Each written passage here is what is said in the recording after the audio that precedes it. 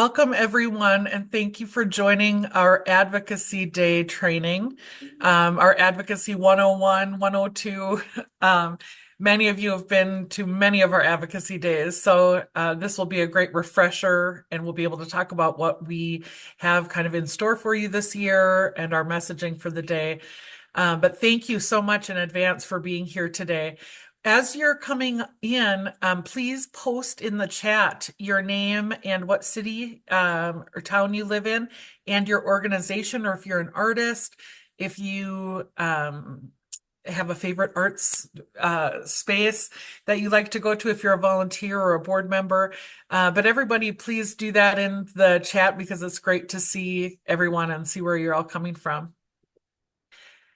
If you haven't already, we'll also note this at the end, but please go to our MCA Instagram or Facebook and share our Advocacy Day post. We also have what to expect posts that you can share so that if people are wondering, should I come to Arts Advocacy Day? Who should be there? What should I talk to legislators about? We have some posts on there as well. So please help us get the word out and continue to get people excited about coming to Advocacy Day next week.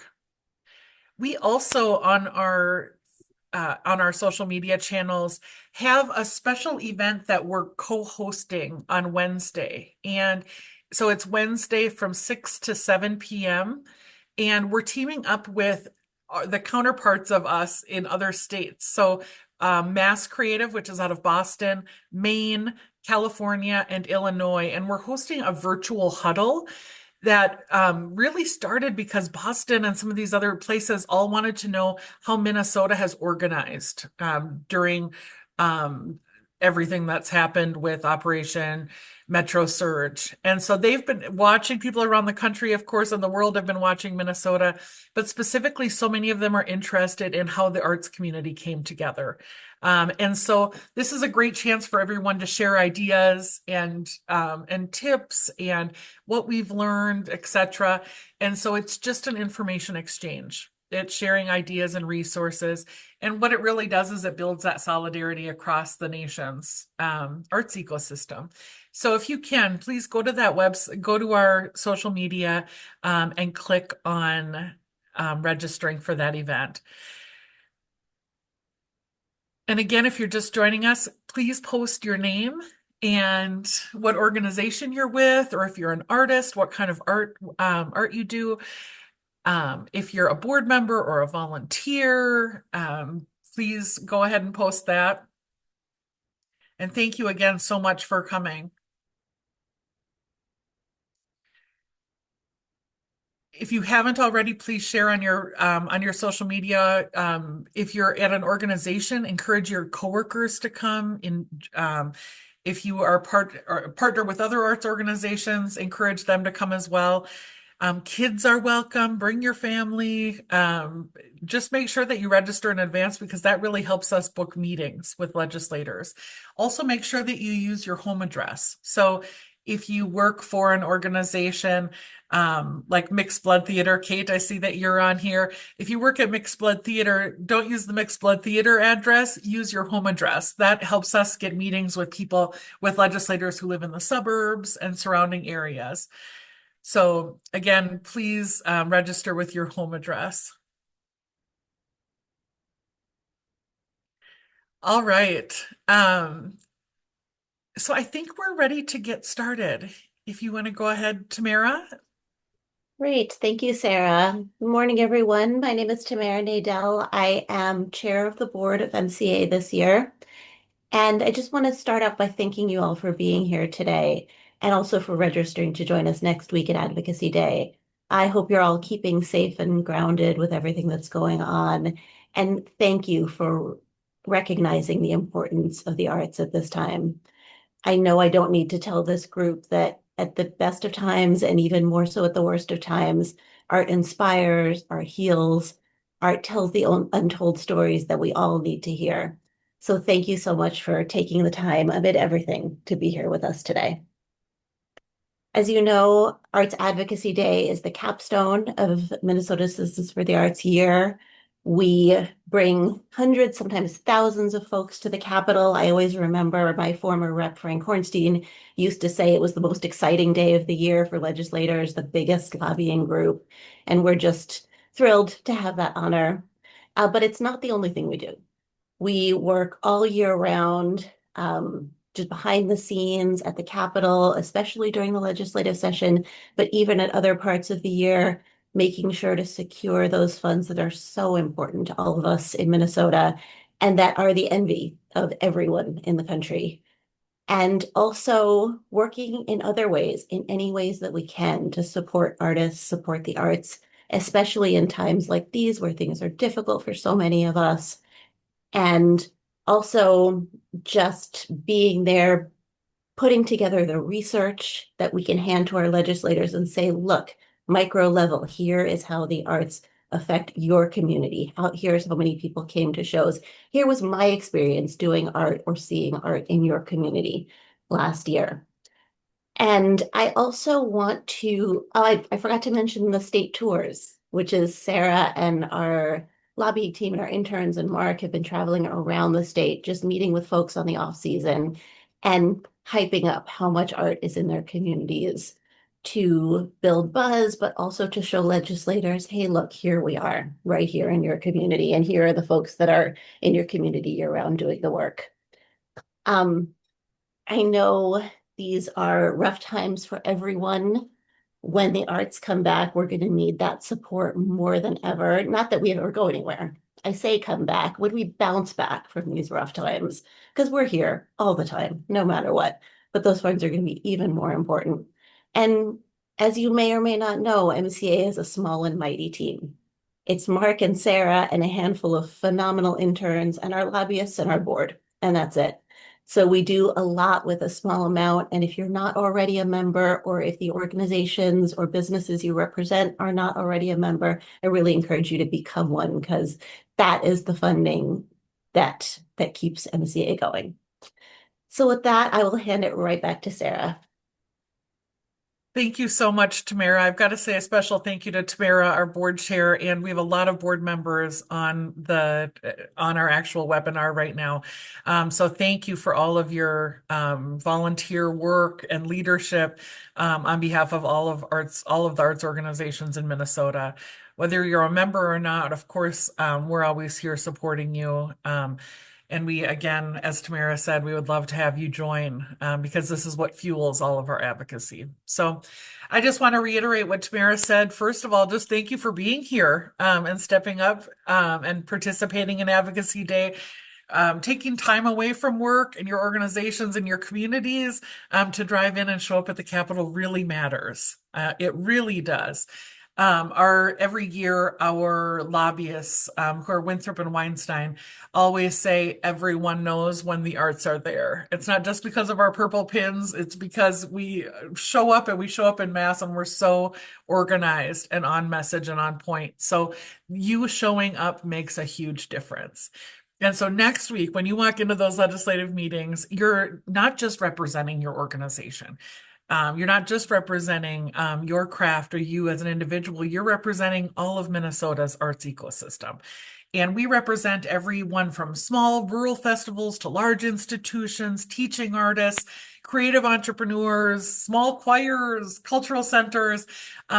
We have so many great people and great work being represented. So one thing I want to continue to instill in all of you is that you belong in those rooms. Remember that you're employers, your small business partners, your educators, you drive tourism, your community builders. And our advocacy day is not about partisan politics. It's about relationships. Where I always say we're kind of one of the last bipartisan issues, and that's why we changed our color to purple. So we're red and blue coming together. I know. It's a nice, smart, artsy thing to do, right? Um, but again, this is about building relationships on behalf of the arts, and it's about helping legislators understand that real, tangible impact of arts in their district. And so when we're coming into these meetings, it's really simple and straightforward. Come as yourself and tell your story. You really want to make it local, make it real. Introduce yourself and what town you live in. Um, and think about the story in advance that you would want to share with them because legislators remember stories more than statistics. So share how your organization serves your constituents. Talk about who shows up. And share what happens when your doors open. Talk about all the restaurants busy around your organization. Talk about the group of veterans who came in to see a show. Talk about some kids who had never seen a play before, and when they walked in, it changed their whole world, or they felt seen. Um, but talk about all of those things that will make them remember you and remember that story, because those stories are what really fuel funding and really stick with legislators. So think about those stories that stick. And then also when resources are tight. You can share things that you might have to cut. You can share things that, again, without this funding, this is what happens. And this is not a time to really paint doom and gloom. You want them to be really excited about everything that's happening in their district. You want to show the the immense amount of impact these legacy funds have in their district. So when you go to your meetings, your team leader will have a list of all of the grants that they get in their district. And so they're all the beneficiaries of state arts funding. And so that will already kind of illustrate here are the kind of dollars and cents of that. Here is all of the stuff that is happening because these funds are spread to every single corner of the state. But this is also your time then to make that hyper local and make them really feel connected. Like these are their constituents and this is how their community is impacted. And our message for the day, the one thing I just want to stop and pause. If you have any questions, we're in a panelist view today, and so you can go ahead and put your questions in the Q&A, and we'll make sure to get to them, but you can feel free to ask questions as we go. Otherwise, we're just going to keep going through what to kind of expect next week at Advocacy Day. But go ahead and put them in the chat or put them in, if you can use the Q&A, that would be the best. So again, feel free to ask questions. Our message of the day. So we've always come in with a consistent, purposeful message about our goals. And this year it is thank you for supporting legacy funding through the Minnesota State Arts Board and Regional Arts Council system. So it's a thank you. So this is our second year of a 2-year budget cycle of the state's budget. Last year, legislators supported and passed our biannual legacy bill. So we're bringing them good news that we're happy for their work and for appropriating that state arts funding. We got what we asked for. For us, we're saying thank you for standing with the arts. And so again, we have a happy message to bring, and that is thank you and continue to support the arts, and then making sure to leave them with this great story. Also, like another message that we have are the arts mean business in Minnesota. So last year we had a message of we have a $1.6 billion economic impact. And you'll see this, you'll hear a lot about this at our rally at 10 o'clock next week. But at the opening rally for the day. But the arts mean business. Talk about how you're an employer. Talk about how you've given people opportunities to work in this field. But that message again is thank you. And the arts mean business. We have a huge economic impact around the state, and we're a great source for jobs and opportunities. So you're going to have a lot of creative and smart people on your team, and everyone is going to want to have a chance to talk. And so as you're thinking about this next week, really think about your story and your message so that it can really be succinct and to the point. We want to make sure everyone has an opportunity to talk during these meetings. And legislators are, of course, bombarded with messages and people all day. So we want to really make the best use of our time.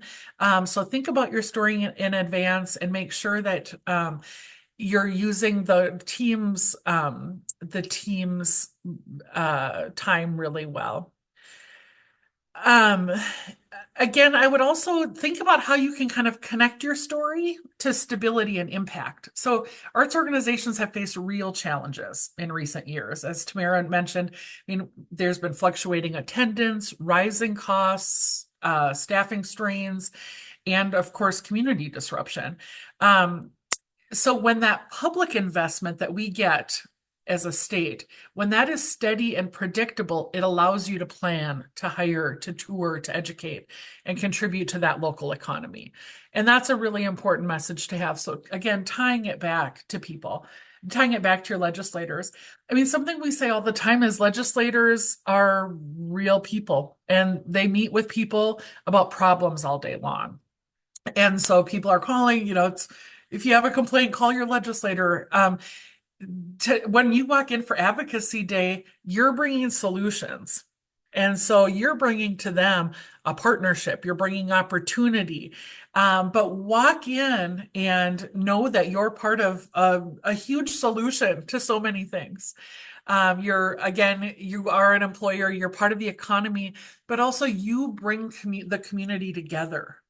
Arts are really a civic anchor in communities. They brighten Main Street. They bring people across divides together, and they're how people heal.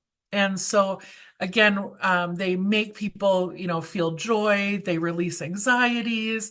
Um, they help you escape and bring some joy, which is what a lot of people need right now. But it also teaches people how to communicate. It gives people words, a voice. They can feel seen.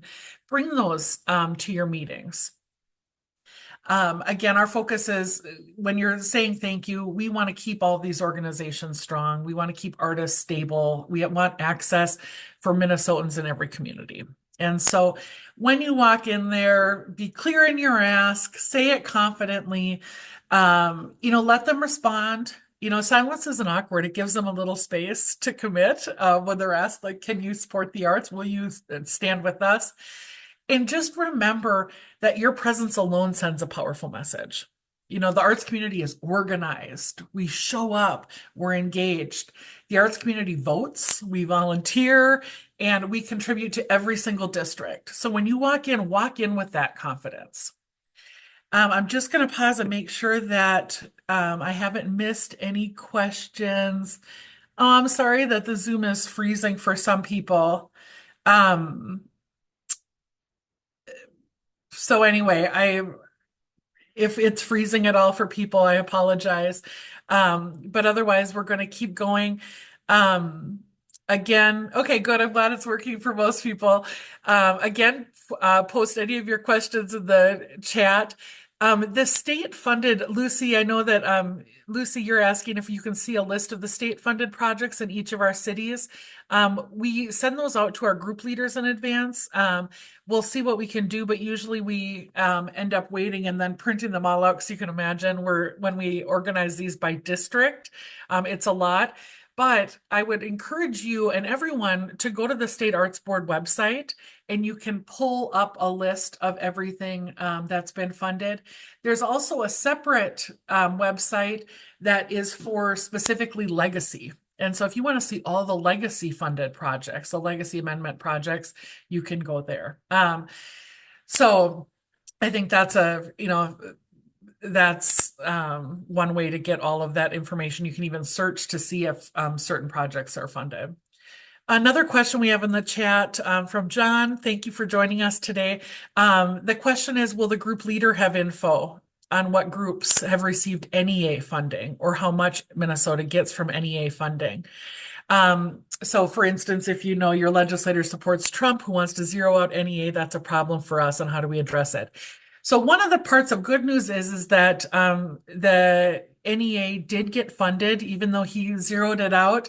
The NEA did get funded. And it was funded at the recommended level that we had asked for. And so even though even though that was attempted to zero out, and you can kind of look at, and we can even share this at later, but you can see that the president recommended zero, but then it ended up being fully funded and passed through House and Senate. And so Again, this is one of those times too where even though your legislator supports Trump, and you might not, or zeroing out the NEA is obviously a huge problem for everyone.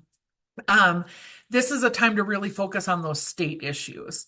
And so even if someone is, for instance, the National Endowment for the Arts, the NEA or the National or the yes, the National Endowment for the Arts, even though they might again have a different viewpoint, what we have is a decent amount of and a large amount of support from both sides of the aisle. And so, even though your legislator might support Trump, for instance, it doesn't necessarily mean that he or she doesn't support the arts in Minnesota. And so, staying away from topics that are outside of their purview. Again, we understand the problems and the challenges. Oh, Mark shared the graph that I was talking about.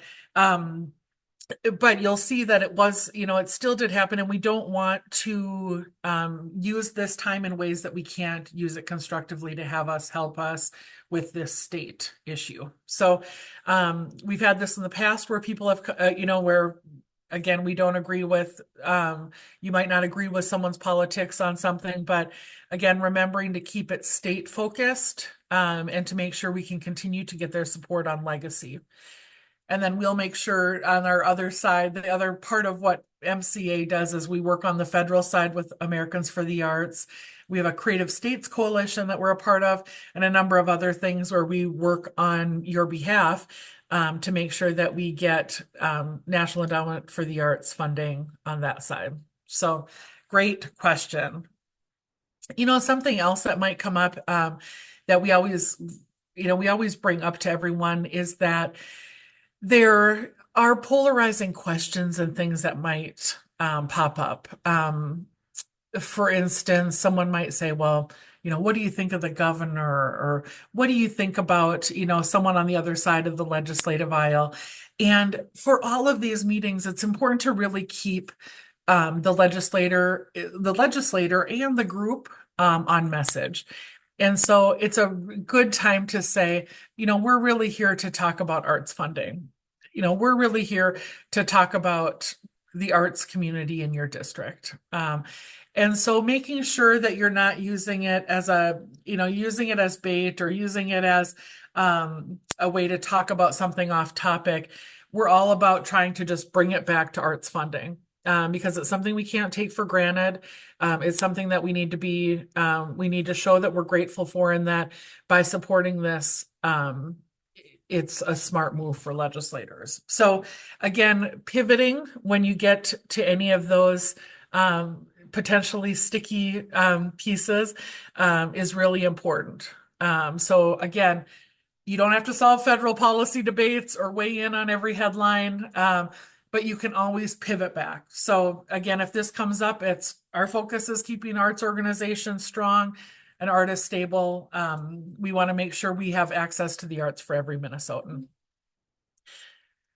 These are great questions, so please keep them coming as we go. I hope this is helpful for everyone.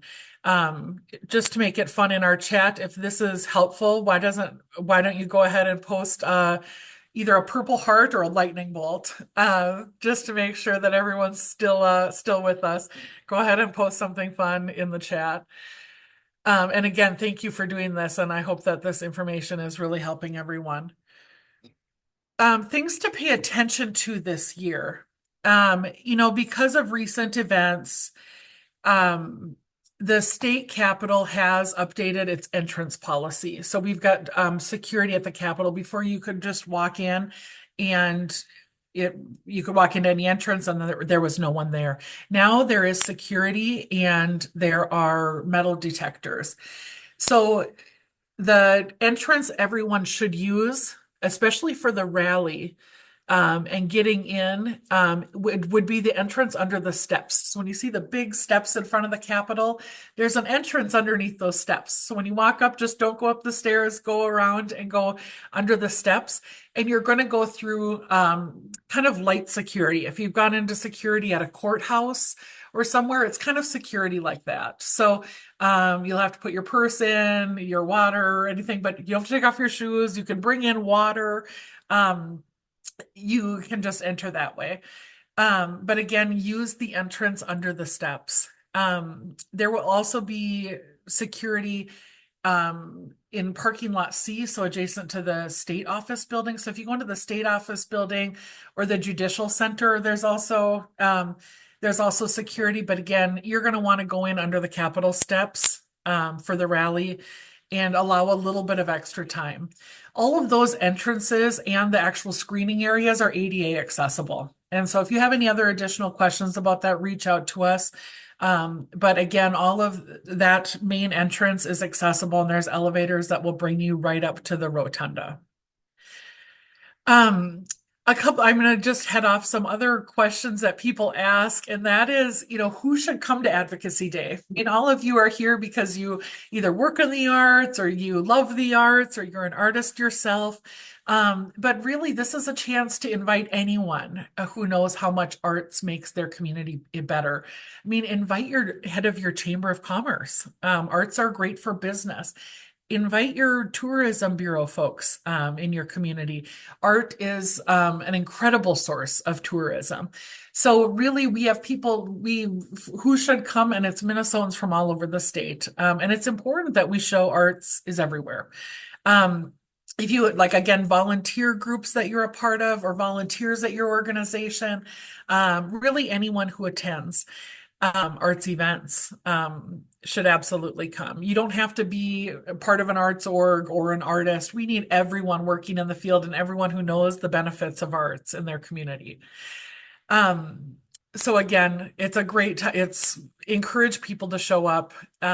We also, again, you can share it from our social media, which is super easy to do on your personal page or on your organization page. And you can also direct people to artsmn.org, which is a link to our organization, and they can register by clicking the very first thing that they see on there. A special shout out to all of the great emojis. I love the unicorn. I think the unicorn gets, Pam, you get a special bonus for sending a unicorn from Rochester. This is fantastic. And thank you for all those purple hearts. It's fantastic. Mark has put a picture of the Capitol complex. And so if you click on that, you'll be able to see parking. So if you think about your kind of planning your day, give yourself some time to park and walk in. You don't want to be rushed. I mean, I am an over planner, so I, of course, come to everything a little bit early. But there's a map there. I would give yourself a half hour. And then the actual event itself, the rally, is from 10 to 11 o'clock. And so I would be there up in the Capitol Rotunda. So it's the big open part with the great dome. It's a fantastic, beautiful part of the Capitol. Be ready to register there. So when you get there, everything will be organized by your name. And so you can go through and register there, and you'll get a sheet of paper that will tell you when your meeting is with your legislator.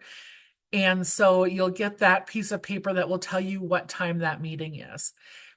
And so, again, you walk up to the rotunda, you get your registration thing, and then you get to enjoy the rally. Now, the rally at 10 o'clock, you'll hear from legislators and you'll see some amazing performances that will get you inspired and activated for the day. We're really excited about the performances, and so I'm sure you'll enjoy that time. But again, that goes from 10 to 11, and that's a great show for all of us to really push out to legislators. Look at how many people we have.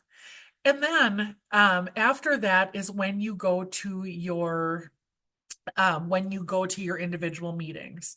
So those legislator meetings, again, you get them the day of, but roughly anywhere from 11 to 2:30. Um, or you'll have a meeting in there. And so this is one thing that we wish that we were able to plan way in advance, right? But with legislators changing times and kind of moving around throughout the day, it would end up meaning that of the over 100 meetings that get scheduled individually with everyone, all of you, and hundreds of others from the districts, it would it would kind of be scheduling chaos. And so Mark and Rhoda and our team at MCA do some sort of a miracle scheduling all of this in. And so a potential schedule for the day might mean that you get there at 9:30, you park, you come in, you get to see a bunch of your friends in the arts. You get to meet a lot of great people and enjoy the Capitol. And then you might have a little break. So maybe your meeting is at 12:30. You'll have some time to be able to find your leader. So there'll be a leader for your group, and they'll have a folder that they'll hold up so you'll be able to find it. And that leader is going to really help pull your group together and lead you through your meeting. They'll say if your meeting's at 1, let's meet at 12:45 in the lobby of the Senate building, and then we'll all go in together. And they'll help really run that meeting the day of so that you don't have to worry about all of the details going into it. They'll also deliver that message of the day. So you don't have to worry about any kind of a script other than what story you want to bring. So then after that meeting, you're free to go. Please come and visit us. We'll be in the cafeteria at the House building. And then in the Senate building, we'll be in the second floor lobby. And so we'll be there to greet you and say hi and say thank you. But it's kind of a good meeting point as people are headed off to their meetings. There will also be that handbook that will be sent. We'll have this webinar and we'll have some other pieces that you might find useful, but a lot of the same information. Um, so I'm going to go through and just keep answering some questions that have come up. Oh, thank you. I'm just going to do a shout out to Forecast. This is great. So in case you're not following along on the chat, Forecast just said usually things run really smoothly. And I'm impressed by how the small but mighty team makes it work. Last year we had some really great meeting spaces, and our last meeting in the cafeteria was in the cafeteria. So the House building is under construction, and so where the House of Representatives for Minnesota is this kind of crammed in office space where everyone has these tiny little cubes, and you can imagine legislators are always talking and they always have groups of people, so it can be uncomfortable and loud. Again, we've been using the cafeteria. It's not the best place, it's not the best place we can go, but it's also kind of one of the only places we can go because space is so short. So we've done our best to find to find those spaces, but unfortunately, when we only have this kind of, this small window of time, we're in the same space as everyone else when it comes to scheduling these meetings. So we talk to our lobbyists and other advocacy groups. Where do you meet? How are you making this work? And the legislators as well are like, there's just really no good way around that. Other things to think about for that day is wear comfortable shoes. It's a decent amount of walking. Dress comfortably. And you don't need to dress in business attire. I mean, unless you want to. I mean, it's always fun to have some fun clothes on, but just dress in whatever makes you comfortable. Because it's a day of walking. You also should, again, we always say it's family friendly, so bring your kids, bring your neighbors or your parents or your family and friends. Just make sure they register today or this week if possible, because it'll help us get meetings. I always bring bottled water. I'm one of these people. But I think it never hurts to have a bottle of water or a snack or a protein bar or something with you. Just because then you have kind of safety in knowing that that's right there. Um, when we talk about these meetings with legislators, it's important to know, and a lot of people have said, I kind of wish I knew this in advance.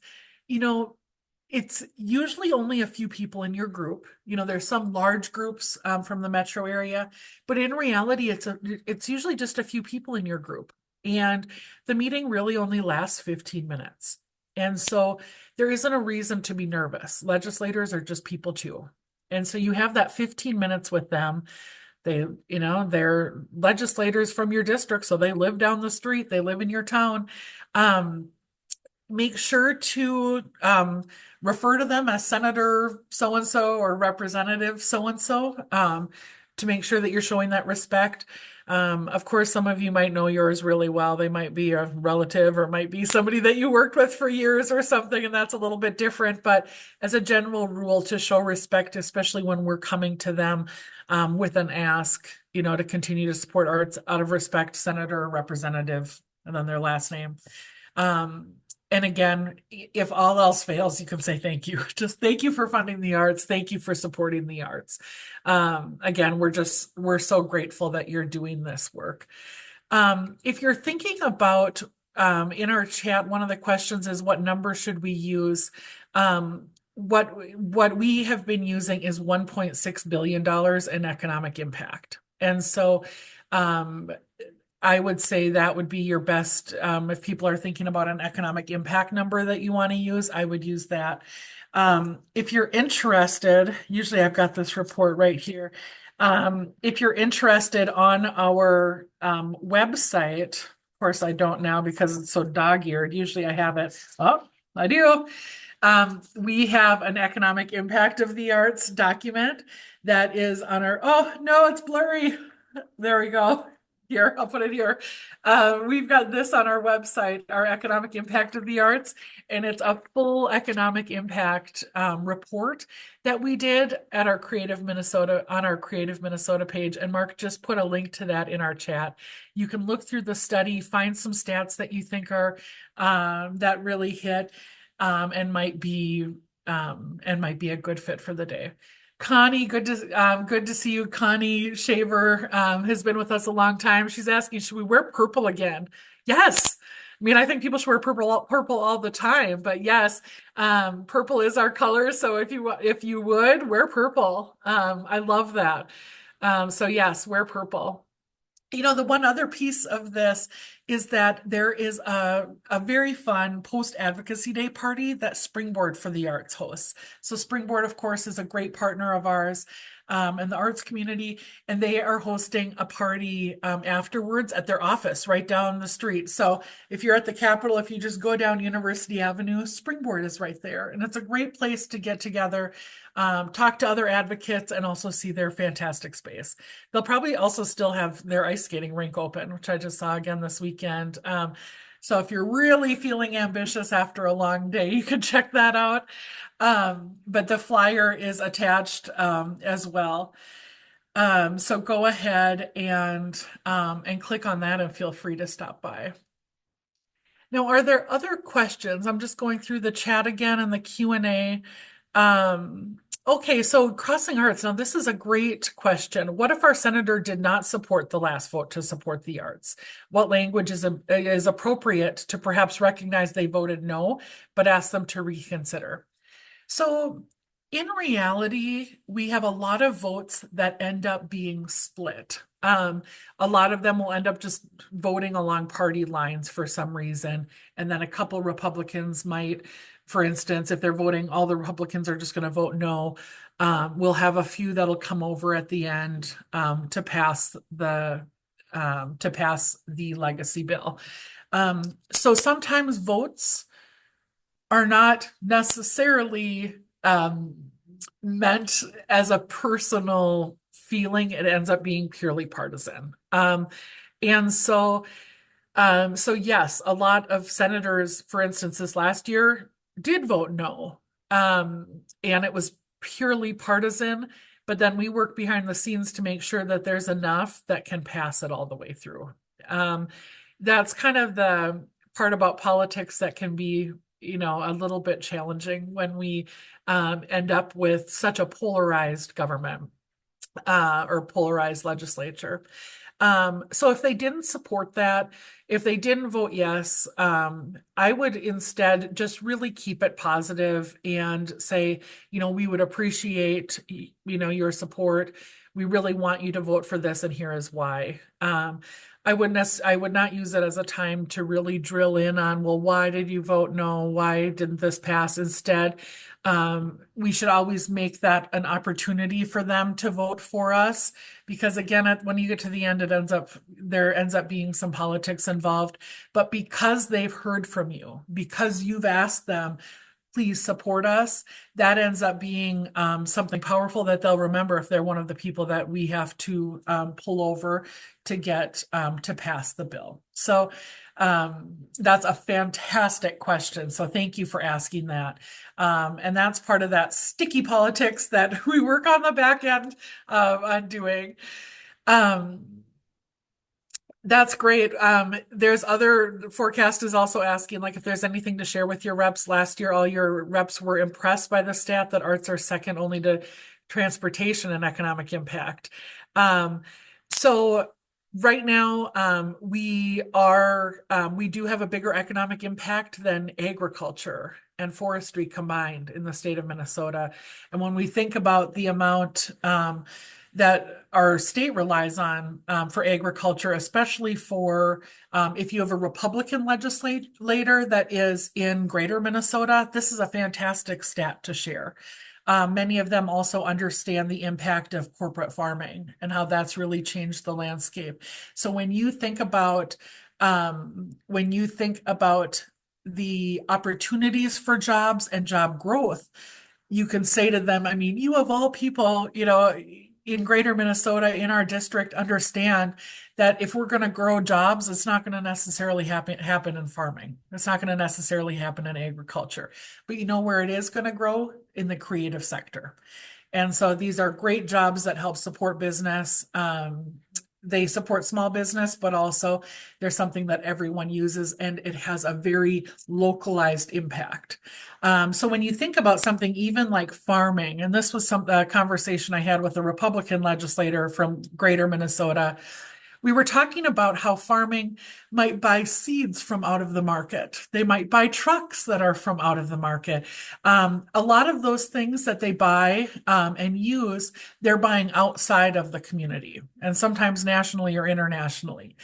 Arts organizations are hiring a local photographer. They're getting their things printed down the street. They're buying food for their pre-show. They are having someone local design and create costumes. They're buying all of the things that they need, their supplies locally.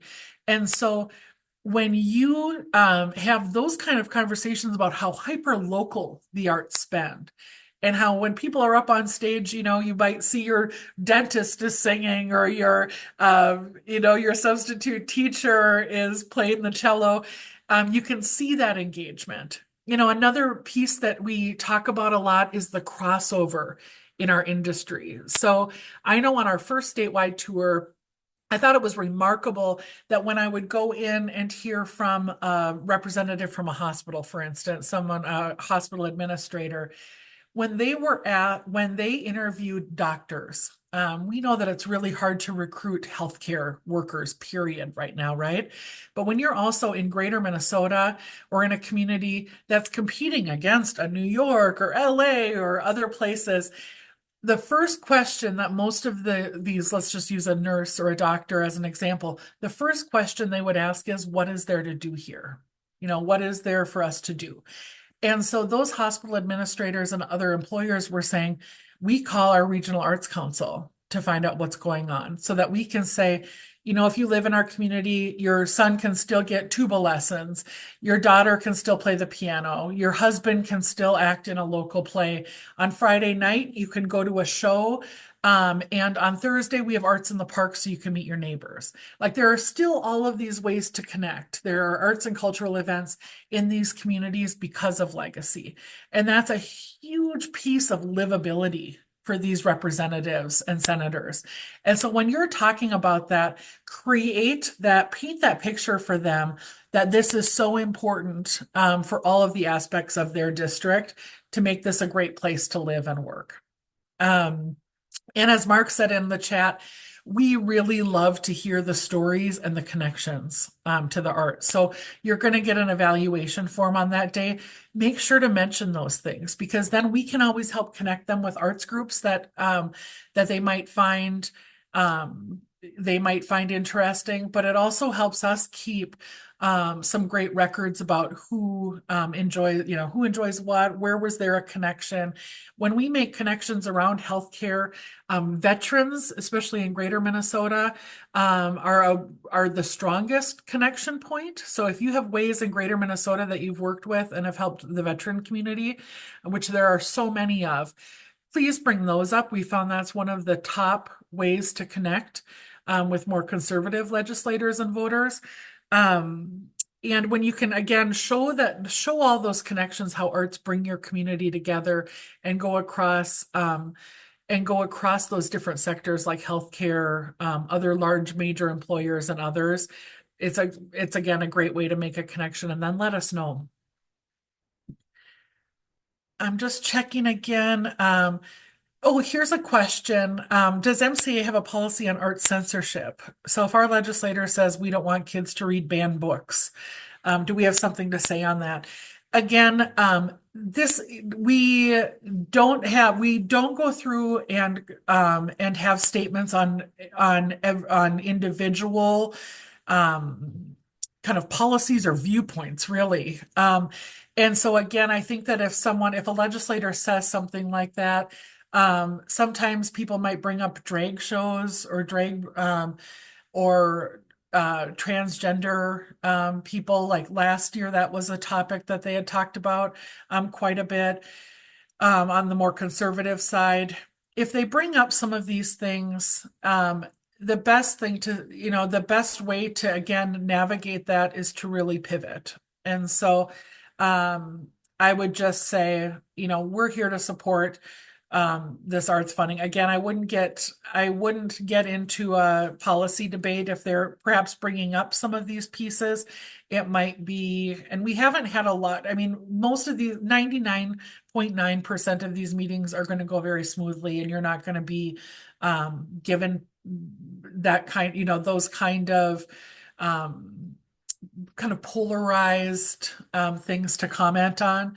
But if it does come up and they say something like that, like, I don't believe this or I don't believe that, I would bring them back to, legislator, Senator so-and-so, I understand what we're here today to talk about are all of these great things that are happening in your community. And then I would go into, for instance, in my community, um, you know, I lead a I lead a poetry group that gets together and we express ourselves and have this time to connect. And what we've seen are people coming together that have usually not participated in anything in the community. And we meet at a local coffee shop so that all these other people can also join us. And what it's given is a voice to people who don't have it before, don't have it. And we specifically um, have quite a few older community members. And so for them to have that place to gather is really important. So think about who that legislator's audience is. Is it, some of the older people in the community that are looking for ways to connect and not feel isolated and lonely, who are also voters? So make sure you think about who their constituents, they might think their core constituents are. But again, that's where we get into veterans, business, et cetera, if you're in Greater Minnesota. Any other questions? Um, so bonding, this is another good question. So thank you for this, John. Usually we don't talk about specific arts building or bonding projects. This is a good example of you might have individual things that you're working on. Maybe you're an organization who has a bonding project. This isn't the time for an individual request. So if there is something that you want the legislator's support on, that might be outside of, our thank you message. Thank you for supporting the legacy amendment. Thank you for supporting arts funding. This is not the time to get into a personal request. The first reason why is that there's just not enough time. If everyone came in with their own asks or their own requests, we wouldn't have that collective power. And it also makes it very difficult for us to get meetings in the future. So when we go in, they know that you're coming in on behalf of Minnesota Citizens for the Arts and the arts community, and here is what they're going to talk about. I would recommend if you have obviously a project, you're most likely working with your legislator, and you should have some time scheduled with them to do that at a different time. But now would not be the time to bring up any specific requests that you might have or asks of the legislator. Of course, you can always say, we'd love to have you come to an arts event, or we'd love to have you come visit us sometime, but this is not the time to make those requests. And it's not the time also to, do kind of a laundry list of here are a bunch of shows we have coming up, or, here is a long history of our organization. Again, that you want really succinct and straightforward stories that connect and pull on their heartstrings. And you want them to really remember specific things that are going to stick with them when they're working on arts for today and for years to come up at the Capitol. But great question. And no, we don't want to talk about bonding or other specific arts projects. I know that can be difficult, and they might even bring up some things. And it's a great chance to say, yes, I would love your support. I'll work with your legislative assistant, or I'll work with your office afterwards to schedule some time. But it's helpful to you and respectful to your other team members to make sure that you stay on topic and stay on time. Mark just posted in our chat. We'll have thank you cards. Your team leader will have thank you cards so you can sign them with a simple message. Like if they mention they are trying to learn the flute, you can say, good luck with the flute, good luck with the flute. You can bring up things that, again, they might remember, because those thank you cards stay on their desks for a long time. And every legislator will have their own thank you card. So we'll see those on their desks. Sometimes even the next year. And so make sure you take a minute to sign that, and maybe think of something that can help, ping their ping their interest, or help them remember something important. We are coming up on time here, but we still have time for questions. So if you have any questions, now would be the time to ask. The questions have been fantastic. And also all of your participation has been really great. If you think this has been helpful, why don't you all try to find the emoji that would be that could be the most creative? Oh, there we go. We have a heart-eyed cat, a cat that's in love with the arts. That might be the winner so far. So post something, an emoji that's creative in the chat if this has been helpful. We will have, Mark remembers all the important details. We will have an ASL interpreter during the rally from 10 to 11. So that's also something that's just good to know. Again, we really encourage you to go to post this, share this on your social media channels. We want to get a huge crowd here. This is so important for us every year. And this is what really fuels our advocacy and all of our messages. So when we can go to them and say, you just saw all of our supporters at Advocacy Day, this is how important it is, that has a huge impact. And so, next week, walk in and be prepared because you're ready for this. Be proud of what you do. We are one of the strongest arts systems in the entire country. And it didn't happen. I always say this, it's not something in the water. It didn't happen by accident. It happened because people like you showed up. So thank you for being those people this year again. Arts advocates are the best advocates. I mean, that's just a pure fact. So let's go out together and build some strong relationships. And, if you haven't attended, I want to just, help you visualize this next week. And that is, it's hundreds of artists and arts administrators and volunteers and board members. All these advocates are showing up next week, and there is a power in that. And it is organized and steady and credible, and you're part of a movement around arts in Minnesota. And so when the legislators see you in their offices, it's more than just an arts organization. You know, they're seeing employers, they're seeing educators, they're seeing small businesses, and they're seeing voters, and they're seeing people that lead in their communities. And so that's what they see when the arts community shows up. And so it's not just about that one meeting or the budget line. Right now, we're building long-term relationships that will shape what Minnesota looks like for years to come. So every conversation you have next week will plant a seed. And some of them we'll use this year as we're working on as we're working on things up at the Capitol. But some take time. So some of those seeds that we're planting are going to continue to grow for years and years. And so walk in confident and walk in connected to each other. This is really a fun day. I know it can seem kind of arduous having to head up to the Capitol and do these meetings, but we are strongest when we show up together. And it's such a great community to be a part of it. Thank you for being a part of that. So we're not just asking for support next week at Advocacy Day. We're demonstrating why the arts are essential to every district, every community, in every corner of the state. So let's bring our stories, let's bring our energy, and let's bring our unity. So let's make this the very best Arts Advocacy Day that we've had. Again, thank you so much. If you have any other questions, please reach out to us. But again, thank you, a heartfelt thank you to all of you, and we can't wait to see you next week. Thank you so much, everyone. And thank you, Sarah. And thank you, Mark, for putting this all together.